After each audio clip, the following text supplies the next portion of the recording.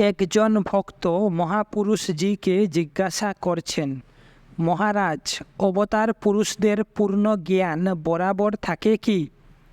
মহাপুরুষজি বললেন, তা থাকে বই কি। এই দেখো না, শ্রীকৃষ্ণের জীবনে জন্ম থেকেই তিনি যে ভগবান সে জ্ঞানের পরিচয় দিয়েছেন।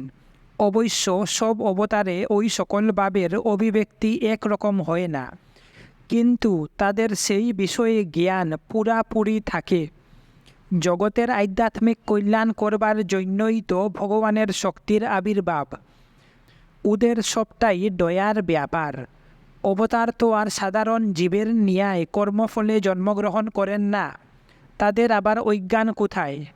পূর্ণ ব্রহ্ম সনাতন মায়াধীশ মায়াকে আশ্রয় করে জগতে অবতীর্ণ হন এবং যুগ প্রয়োজন সিদ্ধ করে আবার স্বস্বরূপে লীন হয়ে যান। তাদের সাধন ভজন, কঠোর তপশ্চরণ এসবই লোকশিক্ষার জন্য, জগতের সামনে আদর্শ দেখাবার জন্য। তিনি তো ঈশ্বর, তিনি তো পূর্ণ, তার আবার অপূর্ণত্ব কোথায়? গীতাতে ভগবান বলেছেন, তার কিছুই অপ্রাপ্ত নাই, কারণ তিনি পূর্ণ।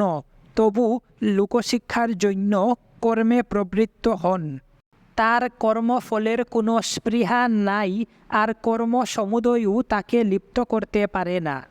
এ না হলে তার ঈশ্বরত্ব অবতারত্ব কোথায়?